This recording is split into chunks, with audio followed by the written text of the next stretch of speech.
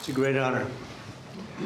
These are among the greatest executives anywhere in the world, so it's an honor to have them with us, and I think they'll be very happy about what we have to say. I thought I'd start by announcing two things. This is the gold card that, as you know, the Secretary of Commerce and myself and some others have been working on for quite a while.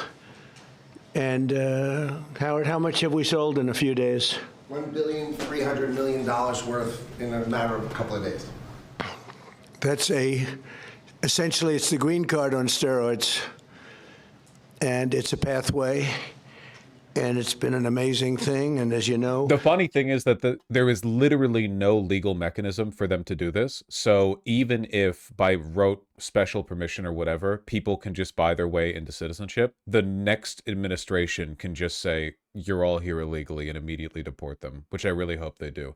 There's no act like you can get special permission under the Führer, but there's no legal mechanism for doing this. Millions of people pour into our country from the border.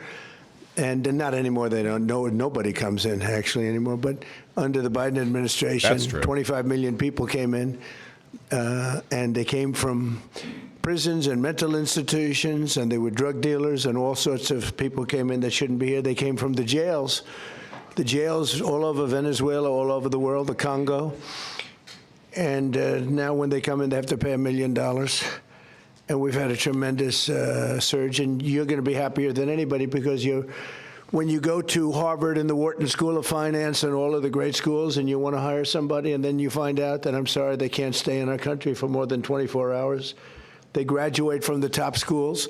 These people want to hire them. Now you're able to buy a card and you're able to keep people in the country. They can't keep people in the country, and they go to Canada, they go to other countries. A lot of times they go to Canada, even though they work for the companies behind me.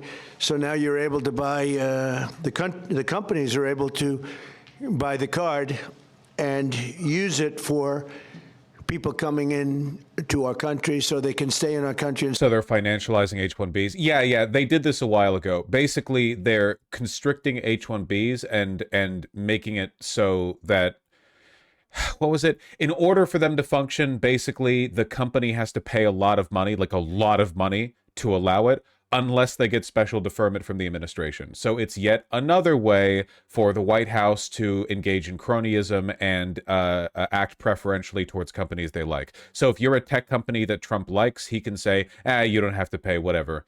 But if you're a tech company he doesn't like, you have to pay a huge amount. Yeah.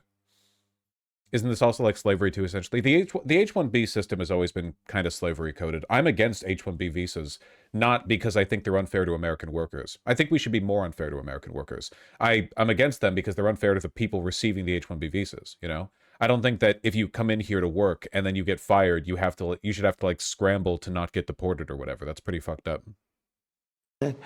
But I do want to say, and some people say, oh, you shouldn't say it. It sounds negative. To me, I think it sounds positive. The only reason our unemployment tucked up and went up to 4.5%, which it went up to 4.5%, which is quite a low number, but still, is because we are reducing the government workforce by numbers that have never been seen before. In other words, government jobs are way down.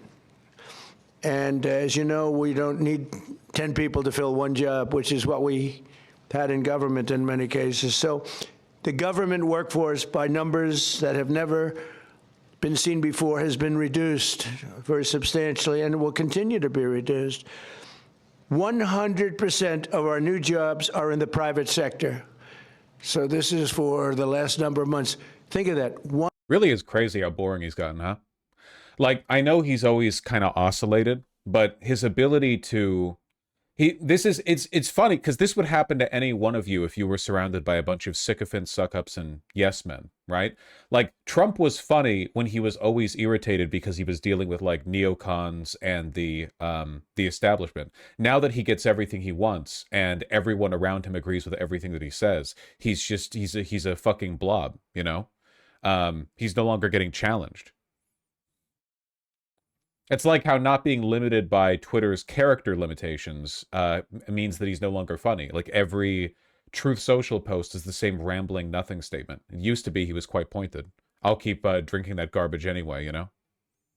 Workforce, it'll look really wonderful. And what we're doing is the only way you can do it to make a country great. You can't have the government jobs. You have to have the private sector. I think I'm too self-critical to get this way. But that's the trick, isn't it? For people with low self-esteem, you do the exact opposite thing, where when people criticize you, you believe it because you don't believe in yourself. So you surround yourself instead with people who reaffirm your own negative self-perception, and then you end up being just as retarded as him, but from the other direction. At least he feels good about himself, you know? Some of you guys, you know, you've got a internal and external world that's reaffirming your own, you know, negative perceptions, and you're like, well, at least I don't like myself like that idiot. Of which they're building some too, but AI and auto plants and everything else, they're being built all over the country. When that happens, your numbers will be even better. But I would like you to report it the way it is. We don't do the federal workforce jobs. We're reducing that very substantially.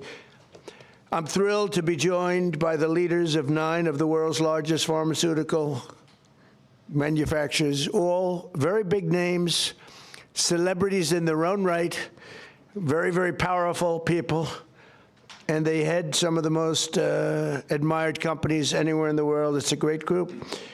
To announce that they've agreed to offer many of their flagship drugs, really all of their flagship drugs, at heavily discounted, most favored nations prices. In other words, whatever the drug sells for in the world, whatever the lowest number is, if it's Germany, if it's in UK, anywhere, we will match that price.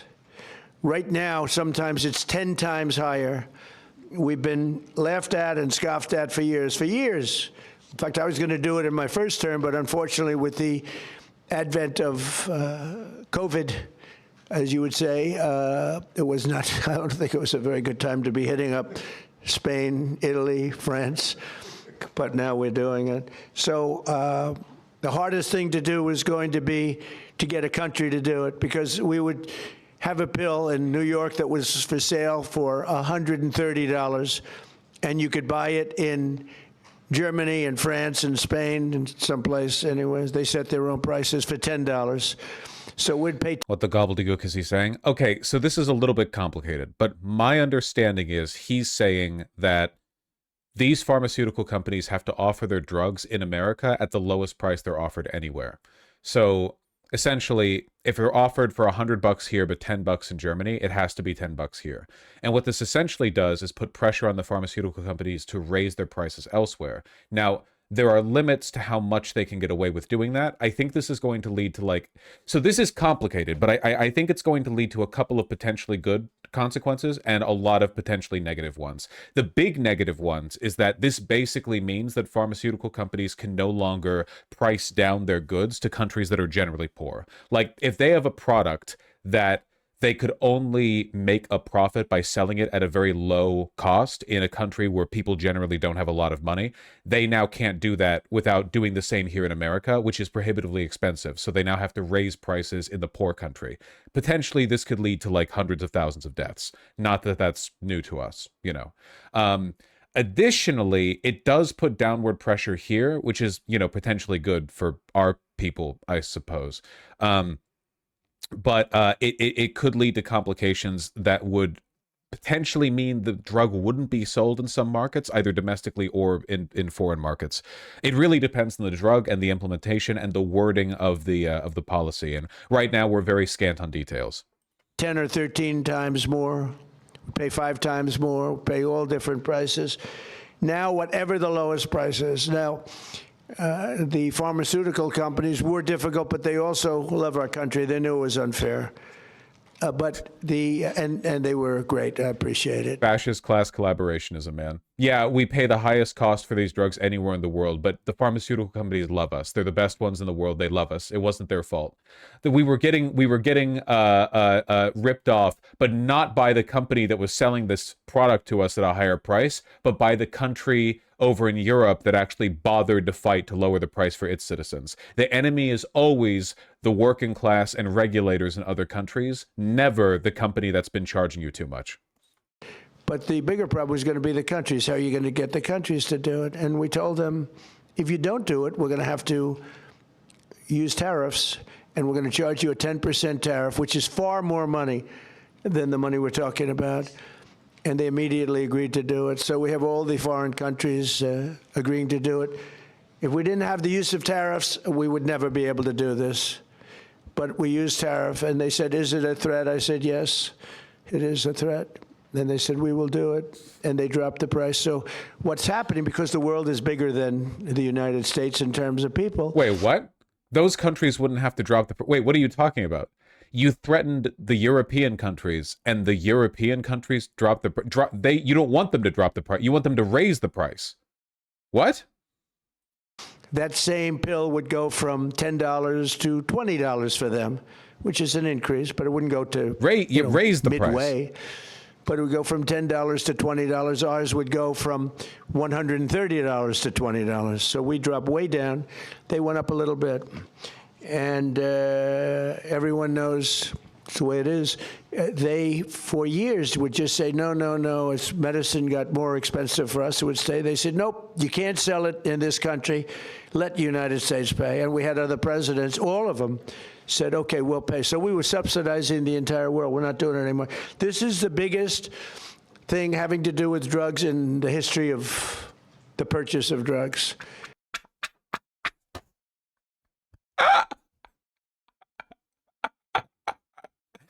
I take back what I said. He's still funny. And I don't think the maybe press will treat it as a story. This is the biggest front page story that you'll ever see. This is a huge... How do they keep a straight face? I don't know. I genuinely don't know. Do you think they get, like, prepped beforehand? Like, the White House Chief of Staff, Susie Wiles, goes up to each and every one of them and says, listen, no matter what, you cannot laugh. You cannot laugh, no matter what he says. This is a huge bearing, too, on the healthcare, because a big part of healthcare is drugs, pharmaceuticals, right, Oz? And this will have a tremendous impact on the reduction of health care. The biggest impact is going to be that the money should be paid not to the insurance companies, directly to the people, and the people will buy their own health care. So we're going to be working that. The problem is that the Democrats are very much... Would it be insensitive of me to ask, and I'm really sorry if this is... I don't... Like, if anyone's watching and you are of a similar complexion, is this woman in blackface? I know she's not. I'm being rhetorical. I'm just, I don't know if it's like the pallid tone cast by the light, or you all know what I'm talking about, right? I was thinking to say, okay, thank God it wasn't just me. Thank God it wasn't just me. Incredible propensity this administration has for wrangling up some of the weirdest looking fucking people in the world, you know? Controlled by the insurance companies that make all that money, but we're not going to let that happen. Starting next year, American drug prices will come down fast and furious, and will soon be among the lowest in the developed world. So in other words, whatever the lowest price for a certain drug, of which these companies make much of it, oh boy, whatever the lowest price is, that price will come down to that price. Holy shit, dude. This is your first address of the day, isn't it? Or second? Were you doing anything in the Oval Office beforehand? Are you okay? So we will get the lowest price anywhere in the world. If they're lower in England than they are in Germany, we take the England price. As of today, 14 out of 17 largest pharmaceutical companies have now agreed. 14 out of 17. Oh, those three companies, no, they're in deep trouble. But actually, they've agreed, because I think those three companies are coming in at a different time next week. So they've agreed. Johnson & Johnson is one of them, right? After the holidays. Why? They couldn't do it faster? No, we're going to be talking about Trump RX. Oh, okay. Trump RX. Trump RX is doing well. As of today, 14 out of the 17 largest pharmaceutical companies, but they've all agreed, have now agreed to drastically lower drug prices for their American patients, for the American people and patients. This represents the greatest victory for patient affordability in the history of American health care by far, and every single American will benefit. So this is the biggest thing ever to happen on drug pricing and on health care. This will have a tremendous impact on health care itself. I want to thank Sanofi CEO Paul Hudson. Paul? Hi, Paul. My guess is that this is going to have almost no effect on the domestic cost of drugs and have a massive effect on the cost of drugs in other countries. Because again, like you always have to assume maximal harm on all fronts from anything, you know, put forward by this administration. Also, if the question is only what price these companies are selling the drugs at, you know, what they're offering the drugs at, aren't there middlemen involved? Like when you buy these pharmaceuticals, when you get your RX and go to pharmacy, you are paying an upcharge. You're not buying them directly from the producer. So it's possible that this just ends up being a subsidy for, I don't know, fucking CVS or whatever. Like it just the middlemen end up eating whatever marginal price drop you get from the upfront cost. And it's just another example of like, no matter how much they try to like fiddle with these systems, the only way to guarantee actual good outcomes is just straightforward, government provided, free, at point of service healthcare. And that's it. There's just no, like there's a million other things you can do to fiddle, and they will all fail at the end. There are just so many ways to sabotage it. There are so many ways to game that system to make sure that you're nulling any potential benefit you get from policy.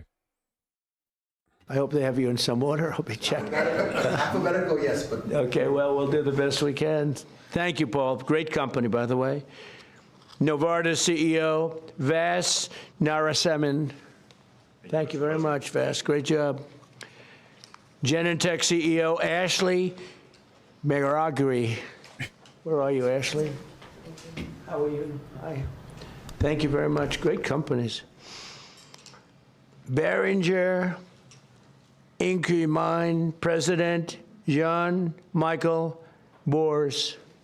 John Michael, thank you very much. Gilead CEO Dan O'Day. Dan?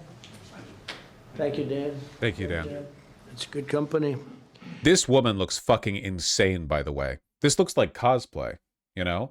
Like what am I wearing to the Hunger Games gala if I'm repping the evil, like religious, like the theocrat? Yeah, it's like Spanish Inquisition fetish cosplay. The leather skirt with the it's insane. It is, and I should note, pretty hot. I'm not going to sugarcoat it for you guys. We're all adults here, or at least I assume the majority of us are. You know, we can all resonate with that.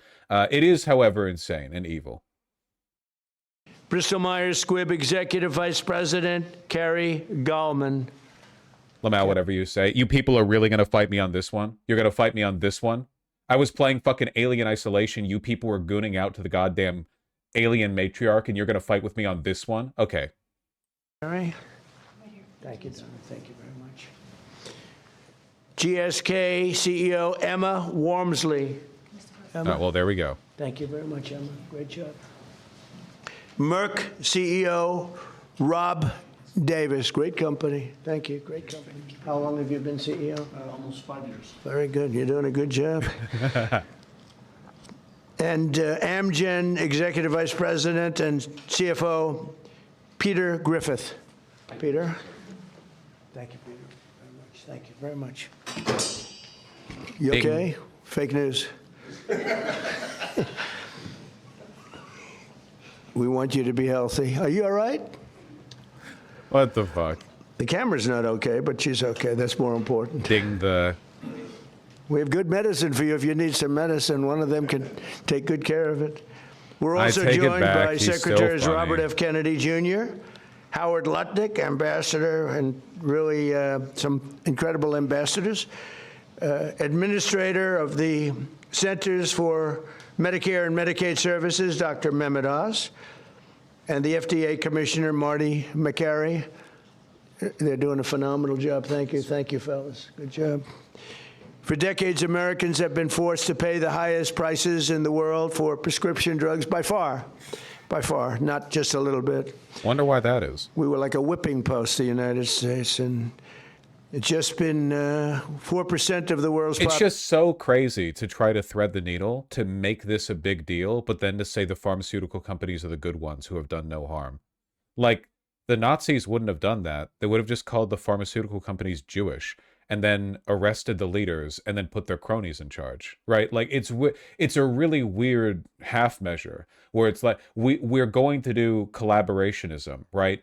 But we're also going to do populist, sloppulist, anti-oligarch rhetoric. It doesn't fit at all. I have no, like, every conservative can be defeated by 2 follow-up questions. I just can't imagine. You're at your, like, Christmas dinner with your family. Your uncle's like, yeah, you hear about Trump RX? Just 2 follow-up questions. 2 follow-up questions. It's crazy. Population, we have 4% of the world's population, and consumers pay only 13% of all prescription drugs, yet pharmaceutical companies make 75% of their profits. Think of that. So we have 4% of the population, 13% of prescription drugs, and yet the people behind me, who are wonderful FBI people, crime statistics, make 75% of their profits from the American customer. So they understood that better than anybody, that we have to do something. That's why I signed an executive order instructing my administration to do everything in its power to slash prescription drug prices for Americans while getting other countries to pay more. And we don't want more, we want this fair. We want to pay the same thing. They used to blame it, remember, on research and development. And I said, well, research and development for everybody. And everybody. Remember that the real R&D work is generally done by universities through government grants, like mRNA vaccines, for example. Pharmaceutical companies only step in at the last stage of the development process when they feel like they can get a good return on their investment.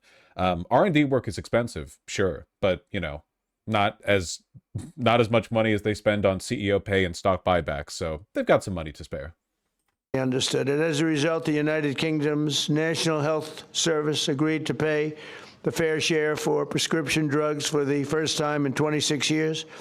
And we expect other countries in Europe will do the same. And if they don't, we're going to put tariffs on them, and we'll get the same amount of money plus. We'll take I thought you still had to pay in the UK, which is part of everyone's taxes. Here's the secret they don't want you to know, okay? You're not going to believe this. The drugs that you buy at the pharmacy are basically free to make. Once the R&D is done, in vast majority of cases, the drug itself is shockingly inexpensive to produce. Once you have the culture or the formula or whatever the fuck, like, overwhelmingly, it's extremely inexpensive. The only reason they charge a bunch is because they can. If the government is the one dictating the price, they have basically infinite leverage. The government can say, yeah, we're going to buy it. You're only going to sell it to us, and we're going to give it to the people, for free, by the way. And we're going to pay you 5 cents a pill. I think that's fair. We know the cost of production. We know everything. Thank you. And that's it. Easy peasy.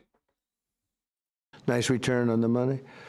We signed historic agreements with Pfizer, Eli Lilly, AstraZeneca, Novo Nordisk, and EMD. Why'd they run out of Adderall for like a year then? My understanding was that there was a corruption or some kind of mistake or a processing error at the company or at the facility that was supplying one of the base ingredients that's used for Adderall specifically, but not for other ADHD medications like Ritalin or whatever else, you know? It doesn't really have anything to do with the cost of production. I think it was like a supply chain issue. I don't actually know much about the details, to be honest.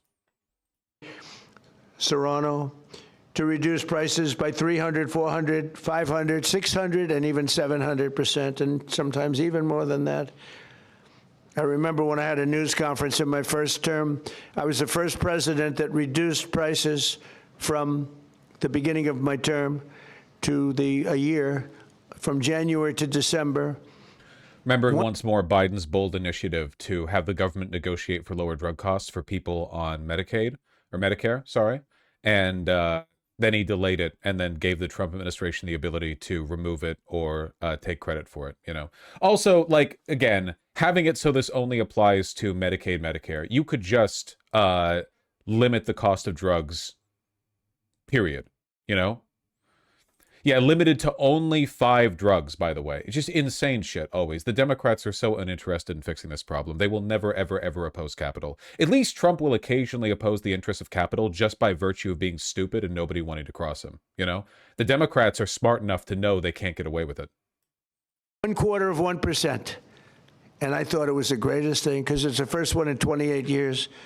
Now we're talking about numbers that are so incredible. 1/4 of one. Think of that. I was proud of it because it hadn't happened in 28 where drug prices went down. Well, now you're going to see numbers that nobody would believe possible. Think of that. 500, 600, 700, 800%.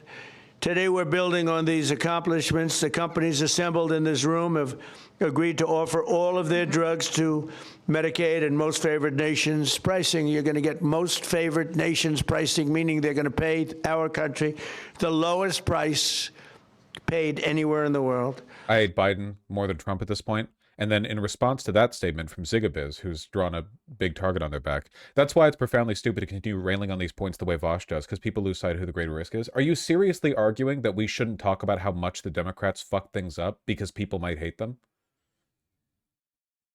Is that really, like, do you really think that'll fix things in the long run? Like, if we all just stay quiet and pretend to forget how badly the Democrats have run everything and how they fucked everything up for everybody? That'll fix things in the long run? That's crazy. Like, yeah, they got us here, man. They're part of the equation. Trump could have never happened without this level of Democrat incompetence. You got to keep that in mind. And they will list their most popular drugs on TrumpRx.gov. TrumpRx.gov. And I didn't name it that. Somebody named it that. And yeah, but not more in mind than hating Trump. Here's my thought, okay? Trump has done more harm than any individual Democrat, easily. But Trump is probably the least, like, individually culpable person in his entire administration, or one of the least. And Trump will be dead soon. He's old and ailing. Democrat incompetence will last 1,000 years unless we do something about it. Like, Trump is a self-solving problem because he's mortal and fat and stupid. But after he's gone, what then? We still have to deal with the fucking Democrats. We need a game plan, you know? We need to... It's like, I know there's a time limit on him. I will outlive Trump. But I might die seeing this country still locked in the cycle of torment because the Democrats are unwilling to budge an inch towards the left. And that does worry me quite a bit. So focus on it most after he's gone. Are you implying I focus more on hating the Democrats than hating the Republicans over the past year? Come on, that's delusional. Come on. You're like that guy who super chats me saying that I want MAGA to win, but Gavin Newsom's going to epically own me or something. Like, they assumed that was, did you name it, Oz, or Bobby name it? We all named it together. Okay, well, I'm honored to have the name. And so far, that's turned out because the numbers are so incredible. It's an honor.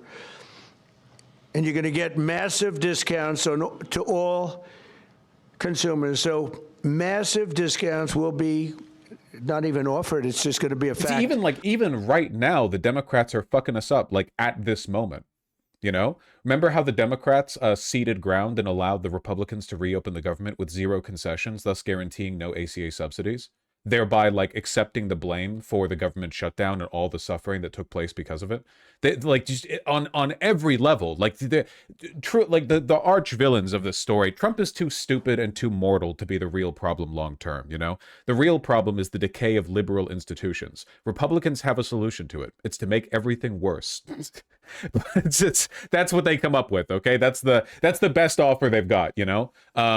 But the Democrats, they don't even seem to understand the problem. Or actually, they know the problem, but they're not releasing the autopsy in the 2024 election. They're aware of the problem. They don't want you to know the problem. Because understanding why Democrats lost in 2024 would basically just be an indictment of the Democrats, you know? Not of some misstep or strategic error, but of the party itself and everything they stand for. And they don't want to deal with that because that would, you know, suggest that they're the problem.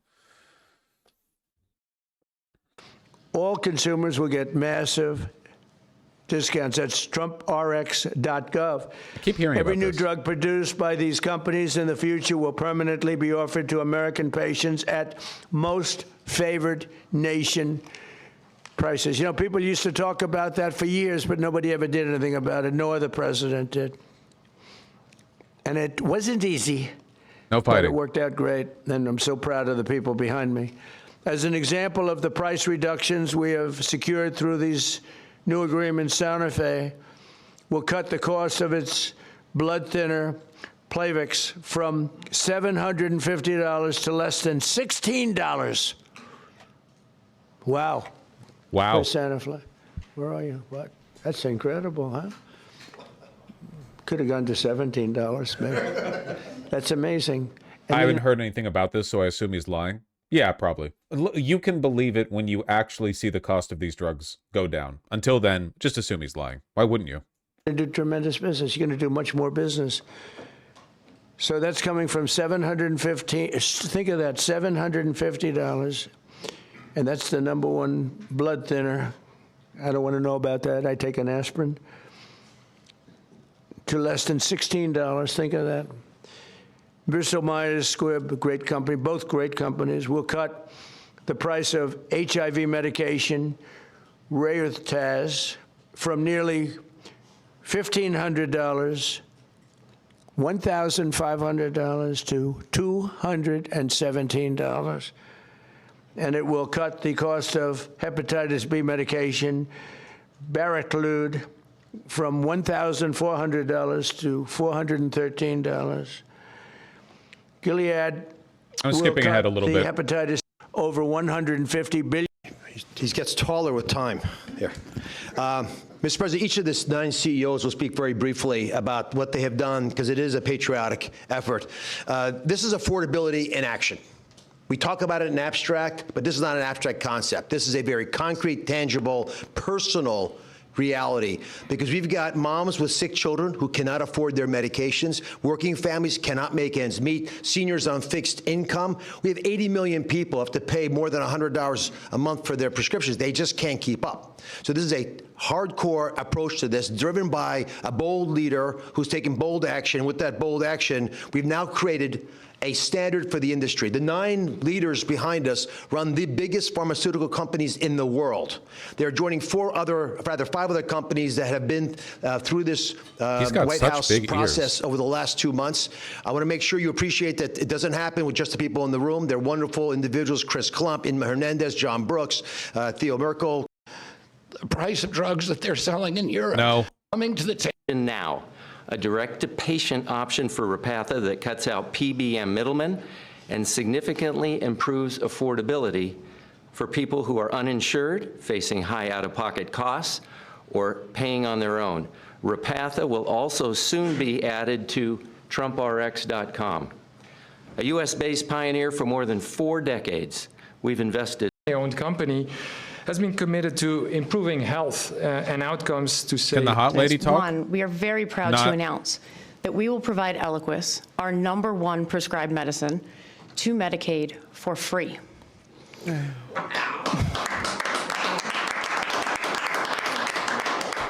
We're also answering the administration's calls, as the president said, to shore up the national medicine reserves by donating more than 6.5 tons of Eliquis. These actions build on BMS's commitment to invest $40 billion in the U.S. in research and development and manufacturing. And these investments reflect our enduring commitment to work with the administration to improve patient lives. So thank you. Thank you. It's incredible. Thank you. Thank you, Mr. President, for shining a light on the importance of our innovation and getting all countries to pay for this innovation. I'm proud to represent Genentech, America's first biotech company. We are offering our flu medicine, which is very important this year given the severity of the flu, Xofluza, for $50 direct to patients, and that's a 70% price reduction, and that also will be available on TrumpRx. We're also very proud. What do you think the odds are that for the majority of Americans, buying these direct from producer, even with the discount, is going to end up still being more expensive than what they would have gotten it for if they had gone through insurance for the RX beforehand? Like, they pay $50 up front to her, or pay $30 to the pharmacy who received it for $120, but not really, because money is fake when dealing between insurance companies and healthcare providers. Of our $50 billion investment in U.S. manufacturing and new research labs, our new facility in North Carolina will bring 11,000 jobs to America.